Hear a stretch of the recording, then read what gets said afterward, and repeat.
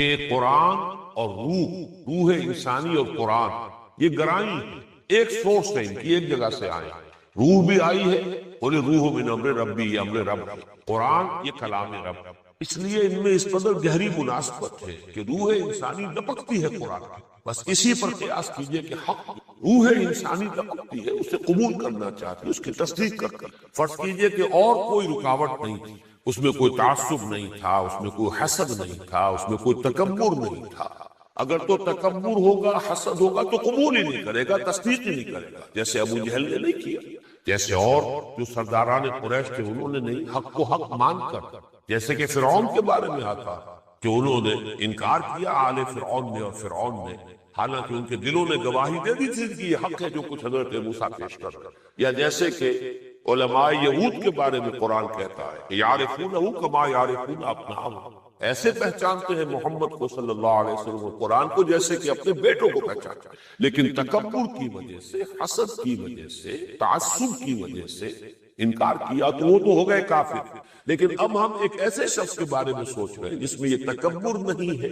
حسد نہیں ہے، تعصب نہیں ہے، اس نے حق کو حق سمجھ کر قبول کر لیا، تصدیق کی ہے، ایمان لایا ہے، کہا ہے اشہد ان لا الہ الا اللہ واشہد ان محمد رسول اللہ صلی اللہ علیہ وسلم، لیکن ضعف ہے، طبیعت کے اندر وہ کمزوری ہے، ضعف ارادی کا مریض، جان و مال یہ بہت پیارے ہیں اور اس کی قربانی دینے کے لیے آمادہ نہیں ہے۔ اب اس کے لیے قدم قدم پر امتحان آئے، قدم قدم پر آزمائش آئے گی، وہاں تو پکارا جائے گا نکلو اللہ کی راہ، قاتلوا فی سبیل اللہ الذین یقاتلونکم، جنگ کرو اللہ کی راہ میں ان سے جو تم سے جنگ کرتے ہیں، قاتلوہم حتی لا تکون فتنۃ ویکون الدین کلہ للہ، تم جنگ کرتے رہو جب تک کہ اللہ کا دین غالب ہو جائے، کل کا کل دین اللہ ہی کے لیے ہو جائے، فتنہ اور فساد اور بغاوت جو ہے اللہ کے خلاف جو روح عرضی پر ہے وہ ختم ہو جائے۔ اس کے لیے انسان کو بذل نفس اور انفاق مال، جان کھپانا، مال کھپانا، وقت صرف کرنا، اینڈ ٹائم از منی، وقت ہی پیسہ ہے، وقت ہی کے ذریعے سے انسان دولت بناتا ہے، پیسہ کماتا ہے، ان چیزوں کو خرچ کرنے کے لیے آمادہ نہیں ہوتا۔ اب ذرا نوٹ کر لیجئے سورہ حجرات کی وہ آیت مبارکہ جس میں ایمان کی ڈیفینیشن یہ آئی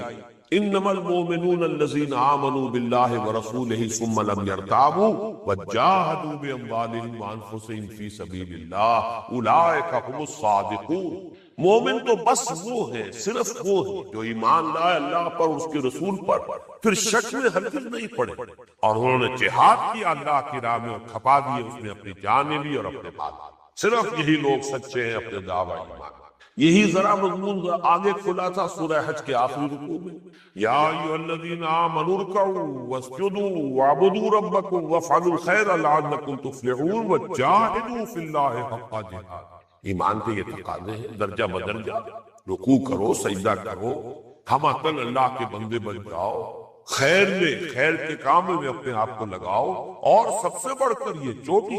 ضرورت السلام بنو الجہاد فی سبیل اللہ، اللہ کی راہ میں جہاد کرو جتنا اور جیسا کہ اس کے لیے جہاد کا حق ہے، جاہدوا فی اللہ حق جہاد۔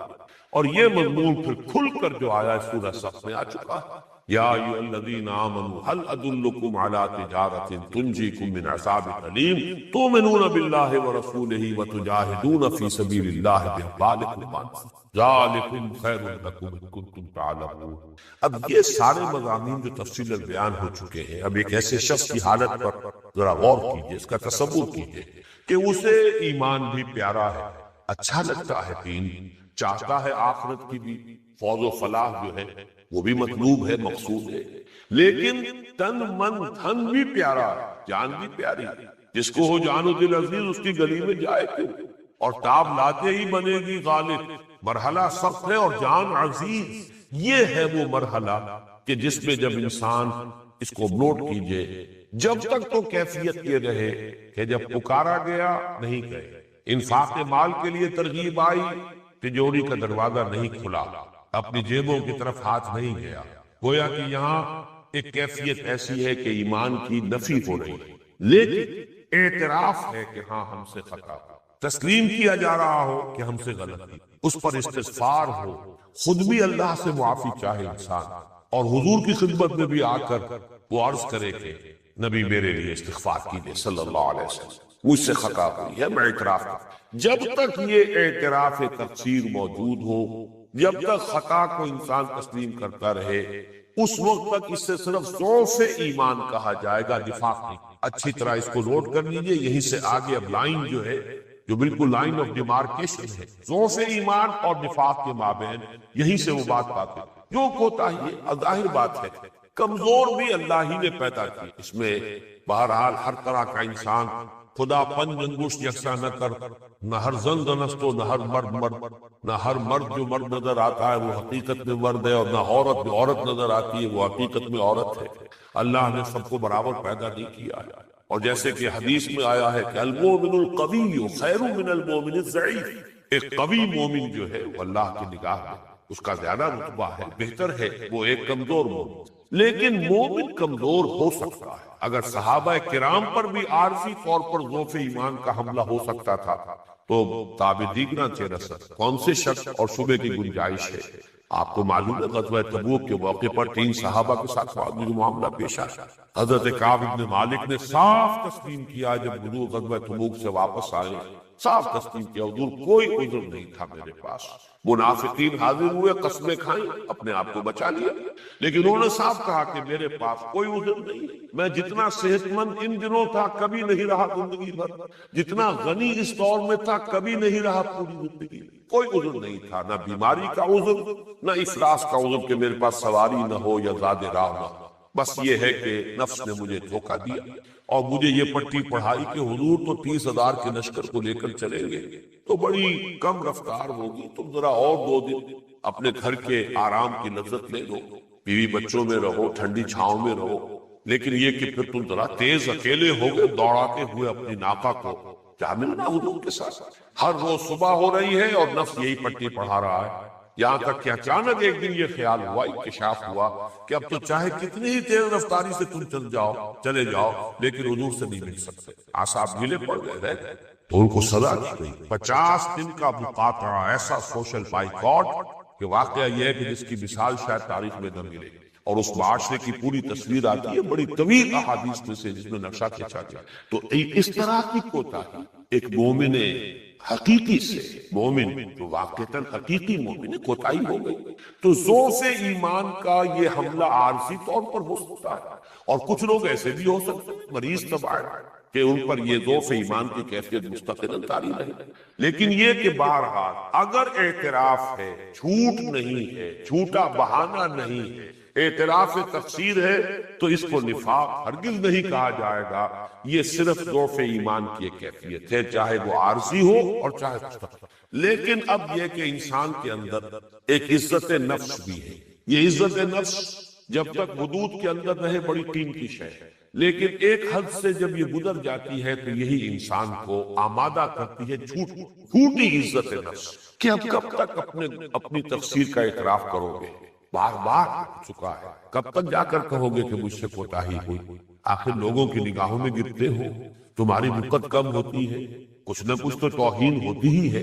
لہذا کیوں نہ آسان راستہ اختیار کرو کہ جھوٹا بہانہ بنانا اپنے آپ کو بچانے کے، جس کو کہ سورہ بقرہ کی ایک آیت میں کہا گیا ہے، جو حج سے متعلق آیات آئی ہیں 24ویں اور 25ویں رکوع میں، اسی میں یہ مضمون بھی آیا ہے، اخذت العزت بالاسم، یہ جھوٹی عزت نفس جو ہے انسان کو گناہ پر جما دیتی، اس کو گناہ پر آمادہ کرتی، اخذت العزت بالاسم، یہ جھوٹی عزت نفس یہ انسان کو گناہ پر آمادہ کر دیتی ہے یا گناہ پر جما دیتی ہے۔ جب یہ جھوٹ کا معاملہ شروع ہوا تو یہاں سے نفاق کی سرحد شروع، یہی وجہ ہے قرآن مجید میں آپ دیکھیں گے جہاں جہاں نفاق کا تذکرہ آتا ہے سب سے زیادہ جس وصف کو نمایاں کیا گیا وہ جھوٹ، جیسا کہ اب ہم دیکھیں گے بھی انشاءاللہ سورہ بقرہ کا جو دوسرا رکوع ہے اس میں بھی وَلَهُمْ عَذَابٌ عَلِيمٌ بِمَا كَانُوا يَكْسِبُونَ، ان کے لیے دردناک عذاب ہے بسبب اس جھوٹ کے جو یہ کہتے رہے، جو جھوٹ یہ بولتے رہے، گویا کہ سب سے بڑا جو ہے جھوٹ ان کا، یہ ان کا سب سے بڑا بس۔ اور وہ جو 2 حدیثیں میں آپ کو سنا چکا ہوں، 2 بار سنا چکا ہوں، اس میں بھی سب سے پہلے جو لفظ آیا اذا حدث کذب، جب بولے جھوٹ، دوسری حدیث میں بھی اذا حدث کذب، تو معلوم ہوا کہ یہ پہلا قدم ہے، پہلا وصف ہے، جہاں انسان نے جھوٹے بہانے بنانے شروع کیے گویا کہ اب نفاق کی صنعت شروع ہو گئی، لیکن نفاق کے برس کے کچھ مراحل اور مدارج، اور جیسے کہ معروف ہے ٹی بی کے 3 مرحلے، فرسٹ سٹیج آف ٹی بی ٹوبرکلوسس، second stage of tuberculosis, third and final stage of tuberculosis. یہ میں انسیڈنٹلی آپ کو بتا دوں کہ حال ہی میں جو امریکہ وغیرہ میں جو جرنلز چھپ رہے ہیں ہیلتھ سے متعلق، ان میں یہ بات کہی گئی ہے کہ یہ مغالطہ ہو گیا تھا ہمیں کہ ٹی بی دنیا سے ختم ہو گئی ہے، ٹی بی تو بہت موجود ہے ابھی، اور اس کے خلاف تو ابھی جنگ جو ہے انسان کو جاری رکھنی ہوگی۔ تو عام طور پر سمجھا یہ گیا تھا کہ انسان کامیاب ہو گیا ہے ٹی بی کے ایریڈیکیشن میں۔ بہرحال ٹی بی کے یہ 3 درجے، پہلا درجہ، دوسرا درجہ، تیسرا درجہ، اور تیسرے درجے پر جو پہنچ جاتا تھا،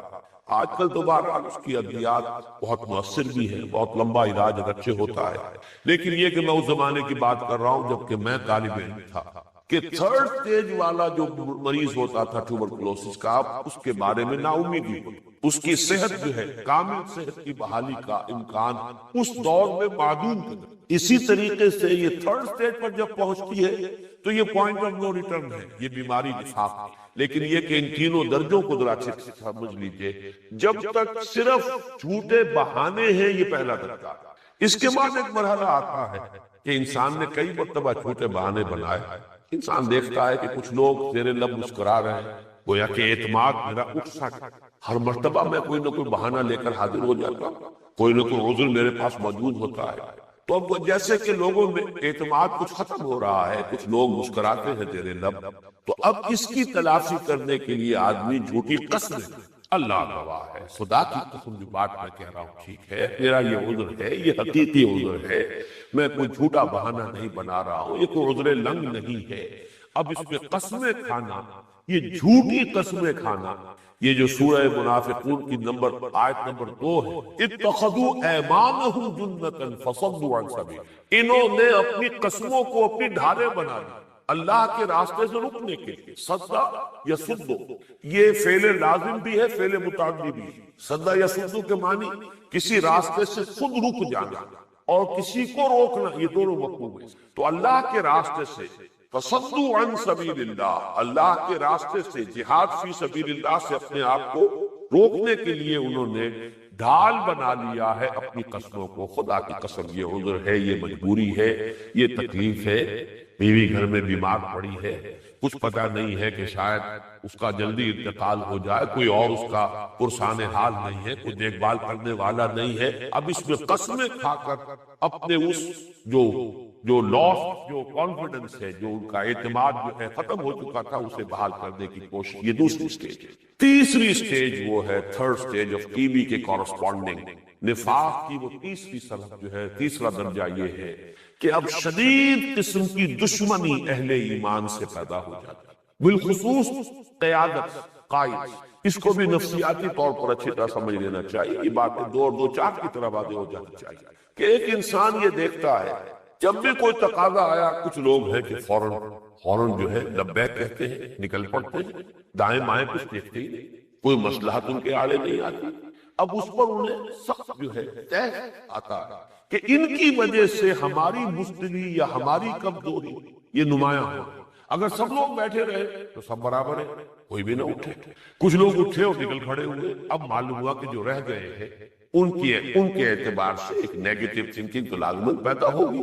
وہ نمایاں ہو گئے۔ جیسے وہ محاورے میں کہا جاتا ہے کہ جس بلی کی دم کٹ گئی ہو وہ تو چاہے گی کہ سب کی دم کٹ جائے، اس لیے کہ خام کا وہ نکو نہ رہے، وہ بلیوں کے اندر وہ علیحدہ نظر نہ آئے، بلکہ سب کے سب برابر۔ تو اگر تو سب بیٹھے رہے، اس کا بھی ایک نقشہ میرے سامنے آ گیا ہے۔ صلح حدیبیہ کے موقع پر جب حضور نے صلح جب مکمل ہو گئی، تحریر پوری ہو گئی، اس کے بعد جب حضور نے فرمایا مسلمانوں یہیں اب احرام کھول دو اور جو قربانی کے جانور ساتھ ہیں یہی قربانی دے دو، کوئی نہیں۔ میں تو حیران ہوتا ہوں، یہ موقع واحد موقع ہے کہ جس میں حضرت ابو بکر کے بارے میں بھی یہ وضاحت نہیں ہے کہ وہ بھی اٹھے، کوئی نہیں اٹھا۔ 3 مرتبہ حضور نے فرمایا، اور پھر آپ دل گرفتہ ہو کر، پچھلی نشست میں بھی حضرت ام سلمہ کا ذکر آیا ہے رضی اللہ تعالی عنہا، یہ حضور کے ازواج میں بہت ہی، جن کو کہا جائے ذہین اور فطین اور معاملہ فہم، بہت سمجھدار خاتون۔ تو حضرت ام سلمہ اس سفر میں ساتھ تھی، تو حضور گئے خیمے میں اور جا کر شکایتاً کہا، میں نے 3 دفعہ مسلمانوں سے کہا کوئی نہیں اٹھا۔ تب حضرت ام سلمہ نے پھر یہ مشورہ کیا کہ آپ کسی سے کچھ نہ کہیے، آپ اپنا احرام کھول دیجئے، قربانی دے دیجئے۔ بس یہ جیسے کہ بارش کا پہلا خطرہ ہوتا ہے، جیسے مسلمانوں نے دیکھا کہ حضور نے اب احرام کھول دیا، سب کے سب کھڑے ہو گئے، سب نے احرام کھول دیا، اس لیے کہ ایک حالت منتظرہ ان پر تاری تھی کہ ہو سکتا ہے حضور ابھی امتحان ہی لے رہے ہو ہمارا، ہو سکتا ہے کچھ اور شے ہو جائے، لیکن جب یہ ہو گیا معاملہ تو معلوم ہوا کہ نہیں، اب یہ فیصلہ ہے، یہ تو اب فیٹ اکمپلائی جس کو کہتے ہیں، فیٹ اکمپلی اب ہو چکی بات، لہذا وہ اس کے اوپر سب نے عمل کیا۔ اس وقت میں نے واقعہ صرف اس لیے عرض کیا ہے کہ جب سب کے سب بیٹھے رہے تو کوئی بھی نمایاں نہیں ہوا، کچھ لوگ کھڑے ہو جاتے، حضور کا حکم مان لیتے، کچھ نہ مانتے، تو اب نہ ماننے والے نمایاں ہو گئے، جنہوں نے مان لیا ہے وہ درجہ جو ہے آگے وہ نکل گیا۔ اس اعتبار سے جو پیچھے رہ جاتے تھے انہیں غصہ آتا، وہ انہیں کہتے تھے بے وقوف ہیں، یہ دیوانے، انہیں کچھ اپنے آگے پیچھے کی کوئی فکر نہیں، دائیں بائیں کا کوئی خیال نہیں۔ اسی لیے سفہا کا لفظ آتا کہ یہ تو سفہا ہے، جب ان سے کہا جاتا ہے کہ ایمان لاؤ جیسے کہ اور دوسرے اہل ایمان لائے ہیں، تو وہ کہتے تھے انؤمن کما آمن السفہا، کیا ہم اس طرح ایمان لائے جیسے یہ بے وقوف لوگ ایمان لائے؟ یہ تو نادان لوگ ہیں، انہیں اپنے خیر کی فکر نہیں، انہیں اپنے شر کا خیال نہیں، انہیں اپنے نفع کا، حفاظت کا، کسی چیز کا کوئی خیال ہی نہیں، نہ دائیں دیکھتے نہ بائیں دیکھتے ہیں، یہ تو دیوانے ہیں، فینیٹکس۔ ایک تو یہ ان کا تصور، اور دوسرے پھر خاص طور پر جو قائد اور اس وقت حضور تھے صلی اللہ علیہ وسلم، اس سے ذاتی پرخاش، ذاتی بغض، ذاتی عداوت، ان کی وجہ سے اب اس امتحان میں پڑے، ان کی وجہ سے ہم پر یہ ہر روز ایک نیا امتحان جو ہے وہ آ جاتا ہے، نئی آزمائش سے ہم دوچار ہو جاتے ہیں۔ لہٰذا یہ جب سٹیج آ جاتی ہے، یہ ہے وہ ٹی بی کی تھرڈ سٹیج، نفاق کی وہ کیفیت کہ جس کے بعد وہاں سے واپس آنا بالکل ممکن نہیں۔ اس ضمن میں میں چاہتا ہوں کہ چند مثالیں میں نے نوٹ کی ہیں کہ جو آخری سٹیج ہے اس کے لیے، چونکہ اور دوسری جگہوں پر اس کا شاید موقع نہ آئے، حال یہاں تک پہنچ گیا تھا۔ سورہ آل عمران کی آیت نمبر 161 ہے، وَمَا كَانَ لِنَبِيٍّ أَن يَغُلَّ وَمَن يَغْلُلْ يَأْتِ بِمَا غَلَّ يَوْمَ الْقِيَامَةِ، یعنی حضور پر خیانت تک کا الزام المنافقین نے۔ غزوہ احد کے بعد یہ سورہ آل عمران میں تبصرہ ہو رہا ہے غزوہ احد کے حالات کا، اور اس پر اللہ تعالیٰ فرما رہا ہے کسی نبی کی یہ شان نہیں ہے کہ وہ خیانت کا ارتکاب کرے، اور جو کوئی بھی خیانت کرے گا قیامت کے دن وہ اپنی خیانت کے ساتھ حاضر ہو جائے گا۔ لیکن یہ کہ اس درجے دریدہ دہنی کا عالم ان لوگوں کا ہو گیا تھا کہ حضور صلی اللہ علیہ وسلم پر خیانت تک کا الزام عائد کرنے سے بات نہیں۔ اس سے آپ اندازہ کیجئے کہ بغض کس درجے حضور کا صلی اللہ علیہ وسلم ذاتی طور پر ان کے اندر پیدا ہوتا ہے۔ مسلمانوں کے بارے میں بالعموم یہ تو سورہ منافقون کا جب ہم مطالعہ کریں گے سلسلے وار تو آیت سامنے آ جائے گا۔ وہ یہ کہتے تھے انصار سے، جو ان میں سے کھاتے پیتے لوگ تھے، صحابہ انصار رضوان اللہ تعالی مجمعین، کہ دیکھو یہ بھک منگے جو ہے، یہ مہاجر، یہ آ کر تمہارے ٹکڑوں پر پڑ رہے ہیں، تم ان کی دیکھ بھال کرتے ہو، انہیں کھانے پینے کو دیتے ہو، تب ان کے اندر یہ بڑا جوش اور ولولہ ہے۔ اگر تم اپنا ہاتھ روک لو تو نشہ حرم ہو جائے گا، دن میں تارے نظر آ جائے۔ وہ کہتے ہیں ہم الذین یقولون لا تنفقوا علی من عند رسول اللہ حتی ینفضوا وللہ خزائن السماوات والارض ولکن المنافقین لا یفقہون۔ مت خرچ کرو اس پر، یہ جو ہے یہ دودھ پیتے مجنو ہے، یہ اصل میں اگر یہ تم نے ہاتھ روک لیا یہ سب کے سب منتشر ہو جائیں گے، سب ساتھ چھوڑ جائیں گے محمد کا صلی اللہ علیہ وسلم، یہ ایمان وغیرہ اور جوش جہاد اور ذوق شہادت یہ سب ہو جائیں گے۔ یہ ان کا نقشہ ہے اہل ایمان کے بارے میں۔ اور حضور کے بارے میں جیسا کہ میں نے عرض کیا، قرآن کی گواہی ہے کہ خیانت تک کا الزام حضور پر انہوں نے آیا۔ ایک اور واقعہ بہت مشہور آتا ہے، جب حضور مال غنیمت کی تقسیم فرما رہے تھے، کسی شخص نے بدبخت نے کھڑے ہو کر کہا اے نہیں یا محمد، اور اس میں در حقیقت کس قدر زہر پنہاں ہے، اے محمد عدل سے کام ہے، گویا کہ حضور پر صلی اللہ علیہ وسلم ناانصافی کا الزام آیا۔ اسی طرح سورہ توبہ کی آیت نمبر 61 میں الفاظ آئے ہیں وَمِنْهُمُ الَّذِينَ يُؤْذُونَ النَّبِيَّ وَيَقُولُونَ هُوَ أُذُنٌ، ان میں ایسے لوگ بھی ہیں جو نبی کو ایذا پہنچاتے ہیں، یہاں تک کہ یہاں تک کہہ جاتے ہیں کہ میرے کان ہی کان ہے، یعنی یہاں مغز نہیں ہے، کوئی بھیجا نہیں ہے اندر، سمجھتے نہیں ہے بات کو، جو بات کہہ دو مان لیتے، ہوا اذن، میرے کان۔ ظاہر بات ہے کہ ایک انسان اگر صاحب خرد ہے وہ کان سے جو کچھ سنتا ہے پھر اپنے عقل کی ترازو میں اسے توڑتا ہے، آیا یہ قابل قبول ہے یا نہیں؟ تو حضور صلی اللہ علیہ وسلم چونکہ جو عذر بھی وہ بیان کرتے تھے، جو جھوٹے بہانہ لے کے آتے تھے، آپ کہتے تھے ٹھیک ہے بھائی، آپ کو یہ بھی پسند نہیں تھا کہ جھوٹے کو جھوٹا کہے اس کے منہ پر، یہ اپنی جگہ پر ایک دوسری حکمت ہے، لیکن یہ کہ اس کا نتیجہ الٹا یہ نکل رہا ہے کہ وہ اپنے آپس میں سرگوشیاں کرتے ہیں کہ انہیں تو کچھ سمجھ ہے ہی نہیں، انہیں پتہ ہی نہیں، دیکھو کس طرح ہم نے ان کو دھوکہ دے دیا۔ ہوا اذن جنہیں کان ہے، ان کے ساتھ جو ہے غور و فکر کی صلاحیت موجود نہیں۔ سورہ احزاب میں آیا ہے ان الذین یؤذون اللہ ورسولہ لعنہم اللہ فی الدنیا والآخرہ، یعنی یہ رسول کو ایذا پہنچانا در حقیقت اللہ کو ایذا پہنچانا۔ یقیناً وہ لوگ جو ایذا پہنچا رہے ہیں اللہ کو اور اس کے رسول کو، اللہ تعالیٰ نے ان کو قیامت کے دن جو ہے دنیا میں بھی اور قیامت کے دن بھی ان پر لعنت فرمائے۔ اور اس سلسلے کی جو آخری بات ہے وہ سورہ منافقون ہی میں آ جائے گی۔ انہوں نے یہ بھی کہا تھا، یہ عبداللہ ابن ابی کا قول ہے کہ اب اگر ہم مدینے پہنچ گئے، لئن رجعنا الی المدینہ لیخرجن الاعز منها الاذل، اگر اب ہم مدینے پہنچ گئے، غزوہ بنی المصطلق سے واپسی پر وہ واقعہ پیش آیا تھا، تو ہم میں سے جو بہت عزت والا ہے، جو اب یہ لفظ بھی بڑا سخت ہے، میں ذلیل کا لفظ بول رہا ہوں، عربی زبان میں ذلیل کمزور کو کہتے ہیں صرف، کہ اردو زبان میں ذلیل کا سن سب ذہن میں نہ رکھیے، جو سب سے کمزور ہے اس کو، یعنی حضور صلی اللہ علیہ وسلم کے لیے لفظ استعمال کیا ازل، اپنے لیے لفظ استعمال کیا اعز، اَإِن رَجَعْنَا إِلَى الْمَدِينَةِ لَيُخْرِجَنَّ الْأَعَزُّ مِنْهَا الْأَذَلَّ وَلِلَّهِ الْعِزَّةُ وَلِرَسُولِهِ وَلِلْمُؤْمِنِينَ وَلَكِنَّ الْمُنَافِقِينَ لَا يَعْلَمُونَ، حالانکہ عزت کا حقدار تو اللہ ہے، اس کے رسول ہے صلی اللہ علیہ وسلم اور اہل ایمان، لیکن ان منافقوں کو عقل نہیں۔ تو یہ میں نے آپ کے سامنے یہ 3 سٹیجز بیان کر دی ہے نفاق کی۔ بالکل ابتدائی سٹیج وہ ہے کہ جس میں ابھی صرف جھوٹے بہانے بنانے شروع کی، اس سے آگے چل کر جب محسوس ہوا کہ اعتبار ہمارا کم ہو رہا ہے تو اس اعتبار کی کمی کو کمپنسیٹ کیا جھوٹی قسم کھا، اور جب اس پر بھی زیر لب لوگوں کا تبسم دیکھا تو اب ظاہر بات ہے کہ کوئی اور ذریعہ تو نہیں ہے، اب ان کے اندر ایک رد عمل شدید، نفرت، بغض، عداوت، دشمنی عام مسلمانوں سے بھی، اور سب سے بڑھ کر قائد جو محمد رسول اللہ صلی اللہ علیہ وسلم تھے اس وقت، ان سے ایک ذاتی پرخاش اور ذاتی بغض اور عداوت۔ یہ وہ آخری سٹیج ہے کہ جس کے بعد اس کو کہا جاتا ہے پوائنٹ آف نو ریٹرن، کہ اس سے پھر واپس لوٹنا ممکن نہیں۔ اب میں قرآن مجید میں یہ جو نفاق اور منافقین کا ذکر جس تدریج سے آیا ہے، میں اس کے بھی کچھ حوالے آپ کو دینا چاہتا ہوں، اس لیے کہ یہ جو اس ارتقائی مراحل یا تنزلاتی مراحل کہیں گے، آپ یہ بھی کہہ سکتے ہیں کہ ترقی کر رہا ہے۔ جو مجھے شعر یاد آیا کہ ہوئے ہیں وہ جس دن سے ناراض شعری، ترقی پہ ہے اضطراب محبت، تو ایک نفاق ترقی کر رہا ہے تو اس کے ارتقائی مراحل ہے، لیکن حقیقت میں تو پستی کی طرف جا رہا ہے تو اس کو تنزلاتی مراحل کہہ لیجیے۔ تو قرآن مجید میں بھی عجیب ایک ترتیب ہے، بڑی حکیمانہ ترتیب ہے کہ ابتدا میں صرف فرض کا ذکر، نفاق کا لفظ استعمال نہیں کیا، اس لیے کہ ظاہر بات ہے یہ سخت لفظ تھا، اور اس کی حکمت یہ تھی کہ جن لوگوں کو چھوت لگ گئی ہو اس بیماری کی،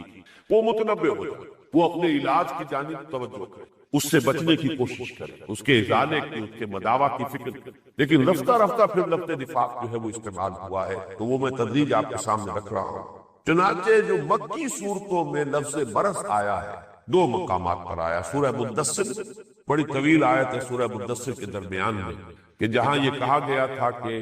جہنم پر 19 ہیں داروغہ، علیہا 19، تو یہ جو عدد آیا ہے یہ بہت بڑا امتحان بن گیا۔ اہل کتاب نے تو پہچان لیا، معلوم ہوتا ہے کہ ان کے ہاں یہ عدد کہیں موجود تھا، انہیں تو یقین حاصل ہوا، لیکن یہ کہ مسلمانوں میں سے بھی کچھ ایسے تھے، اور کچھ کافر تو تھے ہی جنہوں نے مذاق اڑایا، اور مسلمانوں میں سے کچھ ایسے تھے جن کو اس پر اضطراب ہو گیا۔ وَلَيَقُولَ الَّذِينَ فِي قُلُوبِهِم مَرَضٌ وَالْكَافِرُونَ مَاذَا أَرَادَ اللَّهُ بِهَذَا مَثَلًا، اور تاکہ کہیں وہ لوگ کہ جن کے دلوں میں روگ اور کافر، یہ مثال بیان کر کے اللہ اس کو کیا مراد ہے، اللہ نے یہ کیا مثال بیان کی ہے، اس کا مفہوم کیا ہے، اس کا مدلول کیا ہے۔ یہاں فی قلوبہم مرض، ان کے دل میں ایک روگ ہے، لیکن یہاں بھی وہی نوٹ کیجئے کہ اس سے مراد کیا ہے کہ ابھی ایمان کی گہرائی اتنی نہیں۔ اس کا تقابل کیجئے کہ حضور صلی اللہ علیہ وسلم کے بارے میں جب جو مشرکین مکہ تھے، ان کے سردار جو ہیں، انہوں نے جا کر حضرت ابو بکر سے کہا ہے رضی اللہ تعالیٰ عنہ کہ یہ تمہارے صاحب جو ہے صلی اللہ علیہ وسلم، معلوم ہوتا ہے کہ اب تو بالکل ان کا توازن جو ہے وہ ذہنی توازن ختم ہو گیا۔ وہ کہہ رہے ہیں کہ ایک رات میں یہاں سے بیت المقدس گیا، وہاں سے 7ویں آسمان تک پہنچا، پھر واپس بھی آ گیا۔ یہ دعویٰ کر رہے ہیں۔ ایک لحظے کے لیے توقف کیا حضرت ابو بکر نے، ایک سوال کیا ہے رضی اللہ تعالیٰ عنہ، کیا واقعی وہ کہہ رہے ہیں؟ اور وہ خوش ہو گئے کہ معلوم ہوتا ہے کہ ہمارا تیر صحیح نشانے پر لگا، یعنی کچھ نہ کچھ تذبذب جو ہے ابو بکر کے مزاج میں بھی پیدا ہو گیا، کچھ نہ کچھ جو ہے تزلزل ان کے ایمان میں پیدا ہوا۔ لیکن جب ان کا ہاں کہے چلو ابھی جا کر ان کے سامنے اسے پوچھوا دیتے ہیں، وہ کہہ رہے تو فوراً کہا کہ اگر وہ کہہ رہے ہیں تو صحیح، اور میں جب روز مانتا ہوں کہ فرشتہ آسمان سے ان کے پاس آتا ہے، تو ایک مرتبہ اگر وہ آسمان پر ہوا ہے تو کون سی بڑی بات ہے۔ یہ ہے وہ یقین کی گہرائی۔ نبوت پر یقین اس درجے شدید ہے کہ اگر کوئی خیال آیا تو صرف یہ کہ یہ ایسے ہی کہہ رہے ہیں، یہ واقعتاً حضور نے یہ فرمایا ہے صلی اللہ علیہ وسلم۔ اور یہی سورہ حجرات میں ہم پڑھ چکے ہیں کہ حضور کے فرامین کے بارے میں یہی کیفیت ہونی چاہیے ایک مسلمان کی، یہ تحقیق کرنے کا تو اسے حق ہے کہ حضور نے یہ فرمایا بھی کہ نہیں، اس کی روایت مضبوط ہے یا نہیں، اس کی سند جو ہے وہ واقعتاً قابل اعتماد ہے یا نہیں۔ لیکن اگر معلوم ہو جائے کہ حضور کا قول ہے تو پھر چونو چرا کی گنجائش، پھر تو جو حضور کا فرمان اسے تسلیم کرنا ہوگا، چاہے عقل میں آئے چاہے نہ آئے۔ اس سے عقل جو ہے وہ میزان نہیں ہے، ایمان بالغیب جو ہے وہ تو شرط اول ہے اس راستے کے۔ الذین یؤمنون بالغیب ویقیمون الصلاۃ ومما رزقناہم ينفقون۔ تو یوں سمجھ لیجئے کہ یہ سورہ مدثر میں آیا، اس طرح سورہ حج میں کہ کبھی کبھی ایسا بھی ہوتا ہے، ما ارسلنا من نبی ولا رسول الا اذا تمنى القى الشیطان فی امنیہ، ہم نے کوئی نبی نہیں بھیجا، کوئی رسول نہیں بھیجا، مگر یہ کہ جب وہ کوئی اپنا خیال باندھتا ہے، پلاننگ کرتا ہے، تو اس میں شیطان کچھ نہ کچھ گڑبڑ کروا دیتا ہے۔ ان کی اپنی پلاننگ کے اندر کوئی ہو سکتی ہے غلطی ہو جائے، اجتہادی غلطی ہو جائے، لیکن وہ اجتہادی غلطی جو ہے ایسے لوگوں کے لیے امتحان اور ابتلاء کا ذریعہ بن جاتی ہے جن کے دلوں میں روک ہوتا۔ تو وہاں بھی فرمایا گیا لِيَجْعَلَ مَا يُلْقِي الشَّيْطَانُ فِتْنَةً لِلَّذِينَ فِي قُلُوبِهِمْ مَرَضٌ وَالْقَاسِيَةِ قُلُوبُهُمْ۔ اللہ تعالیٰ اس لیے کرتا ہے تاکہ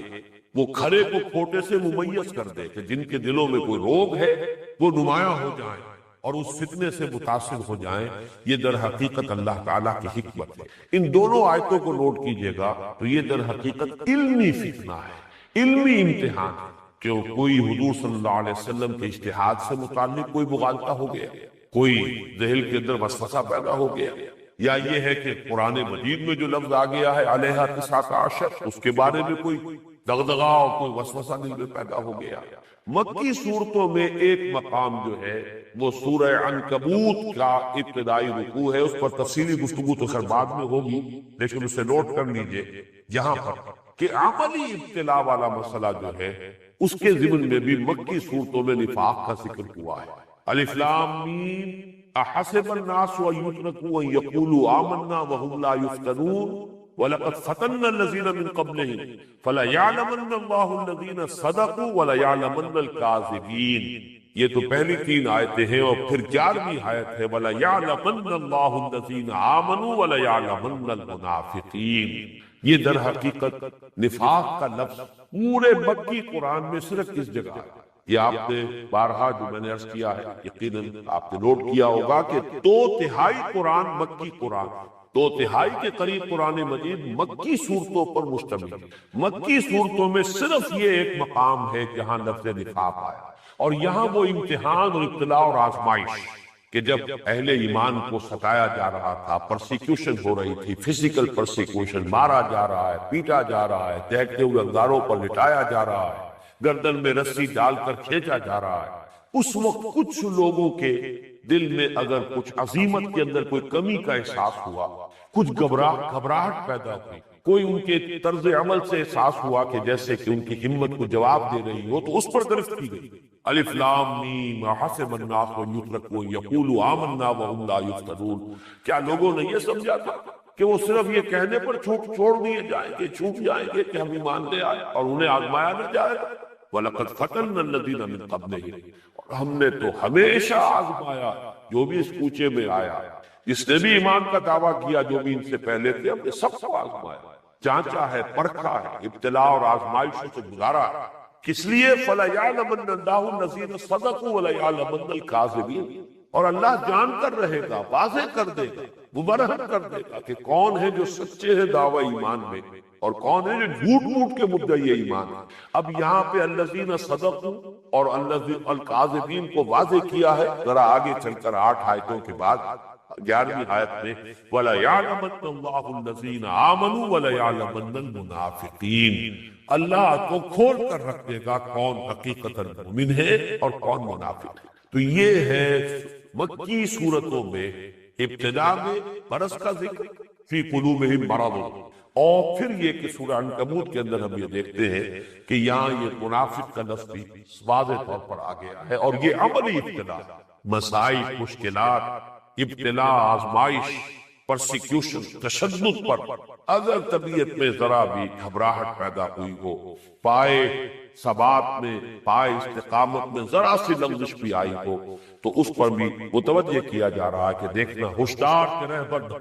تیغست قدم رہا، اس میں اگر کہیں یہ کیفیت جو ہے بڑھ گئی تو پھر نفاق کا دروازہ کھلا۔ اب آئیے مدنی صورتوں میں، مدنی صورتوں میں ایک عجیب ترتیب نظر آتی ہے۔ آپ کو معلوم ہے کہ پہلی مدنی صورت سورہ بقرہ ہے، اور دوسری صورت سورہ بقرہ میں اکثر وہ آیات جمع ہیں کہ جو ہجرت کے فوراً بعد سے لے کر اور غزوہ بدر سے قبل تک نازل ہوئی، چند آیات مستثنیٰ ہیں۔ سورہ بقرہ کی آخری 2 آیات جو ہیں ان کے بارے میں روایت ملتی ہے صحیح کہ یہ تو حضور صلی اللہ علیہ وسلم کو شب معراج میں عطا ہوئی تھی تحفے کے طور پر، آمن الرسول بما انزل الیہ من ربہ والمؤمنون، اور آخری آیت لا یکلف اللہ نفسا الا وسعها، اور پھر جو عظیم ترین جو دعا ہے قرآن مجید میں، طویل ترین دعا ہے، یہ تو الفاظ یہ ہے کہ عرش تلے کے خزانے کی یہ 2 موتی ہیں، 2 خزانے ہیں کہ جو عطا کیے گئے حضور کو شب معراج میں امت کے لیے بطور تحفہ۔ لیکن کچھ آیتیں ایسے بھی ہیں جو بہت بعد میں نازل ہوئی ہیں، جیسے کہ سود کی حرمت کی آیات۔ باقی اکثر و بیشتر ہجرت کے فوراً بعد سے لے کر اور غزوہ بدر سے متصل قبل تک۔ باقی سورہ محمد صلی اللہ علیہ وسلم کے بارے میں بھی مجھے ان لوگوں کی رائے سے اتفاق ہے جو یہ کہتے ہیں کہ یہ سورہ مبارکہ بھی غزوہ بدر سے قبل نازل، گویا کہ اس اعتبار سے ترتیب نزولی کے اعتبار سے یہ سورہ بقرہ کا ضمیمہ ہے، اگرچہ ہے بہت دور 26ویں پارے میں جا کر۔ ان دونوں صورتوں میں ہم دیکھتے ہیں کہ غزوہ بدر سے پہلے جو قرآن کا حصہ نازل ہوا اس میں لفظ نفاق نہیں۔ اب یہ سورہ بقرہ کی جو آیات ہے وہ یہ بڑی تیزی کے ساتھ میں چاہتا ہوں کہ ان کا کوئی درس دینا اس وقت مقصود نہیں ہے، لیکن یہاں نوٹ کیجئے کہ پورے نفاق کی بیماری کا نقشہ اس میں موجود، لیکن لفظ نفاق یہاں نہیں آیا، لفظ نفاق منافق نہیں آیا۔ وَمِنَ النَّاسِ مَن يَقُولُ آمَنَّا بِاللَّهِ وَبِالْيَوْمِ الْآخِرِ وَمَا هُم بِمُؤْمِنِينَ، لوگوں میں کچھ ایسے بھی ہیں جو کہتے ہیں، اعلان کرتے ہیں، دعویٰ کرتے ہیں کہ اب ایمان رکھتے ہیں اللہ پر اور یوم آخر پر، طرح حالے کہ وہ مومن نہیں ہے۔ یہی منافق ہے۔ یخادعون اللہ والذین آمنوا، وہ دھوکہ دینے کی کوشش کر رہے ہیں اللہ کو اور اہل ایمان کو، وما یخدعون الا انفسهم، لیکن نہیں دھوکہ دے رہے مگر صرف اپنے آپ کو، وما یشعرون۔ اب نوٹ کیجئے جو میں نے بحث کی تھی، تقسیم جو ہے نفاق کی، انہیں اس کا شعور نہیں ہے، وہ اپنے خیال میں جو ہے وہ سمجھتے ہیں کہ ہم کامیاب ہیں، حقیقت میں وہ دھوکہ اپنے آپ کو دے رہے ہیں، لیکن اس کا شعور انہیں حاصل نہیں۔ فی قلوبہم مرض فزادہم اللہ مرضا، ان کے دلوں میں ایک روگ ہے، بیماری، تو اللہ نے ان کی بیماری کو بڑھا دیا ہے۔ وَلَهُمْ عَذَابٌ عَلِيمٌ بِمَا كَانُوا يَكْسِبُونَ، اور ان کے لیے دردناک عذاب ہے بسبب اس جھوٹ کے جو وہ کہہ رہے ہیں۔ ان کا دعویٰ ایمان بھی جھوٹا اور جھوٹ ان کا سب سے بڑا وصف ہے۔ آیت المنافق ثلاث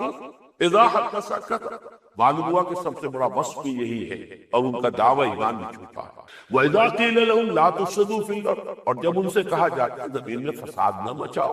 قَالُوا إِنَّمَا نَحْنُ مُصْلِحُونَ، وہ کہتے ہیں کہ ہم تو اصلاح کرنے کی کوشش کر رہے ہیں۔ اس کا پس منظر سمجھ لیجئے، جہاد اور قتال کے لیے جب پکارا جاتا تھا تو قتال تو جنگ ہے، وہ یہ کہتے تھے نہیں بھائی جنگ منگ اچھی بات نہیں ہے، کوئی مصالحت کرو، کوئی صلح کرو، بس دعوت و تبلیغ کا کام جاری رکھو، بس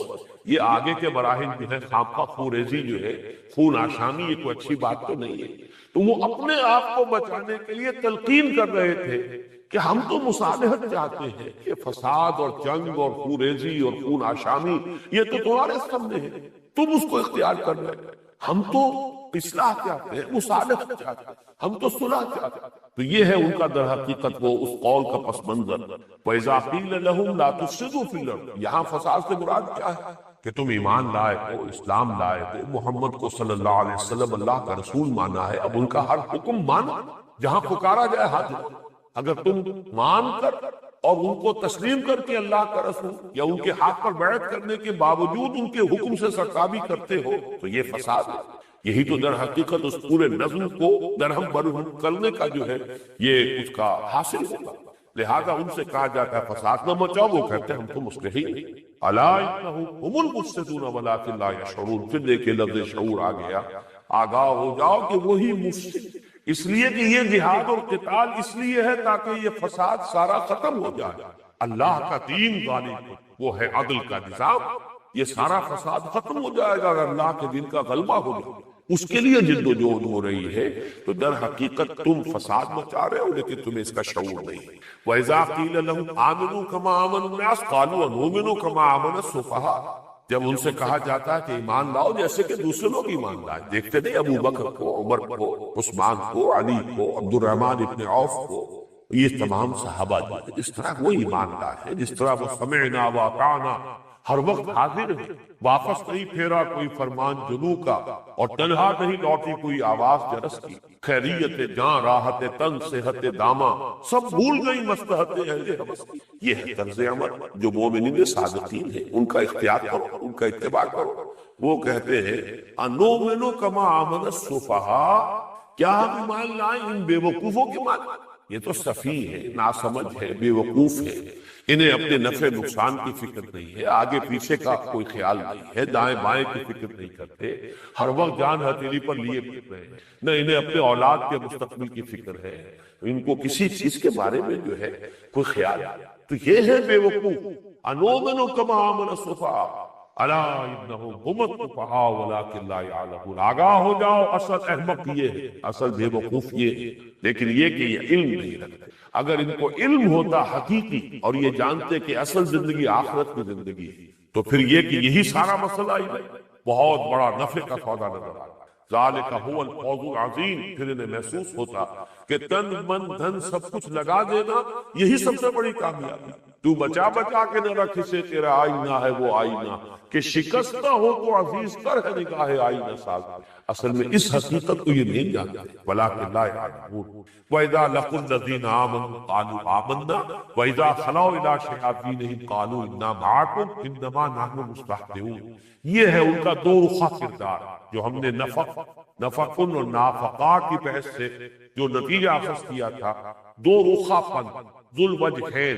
دو چہرے ہیں۔ جب یہ اہل ایمان کے پاس آتے کہتے ہیں ہم ایمان لے آئے، ہم بھی مومن ہیں،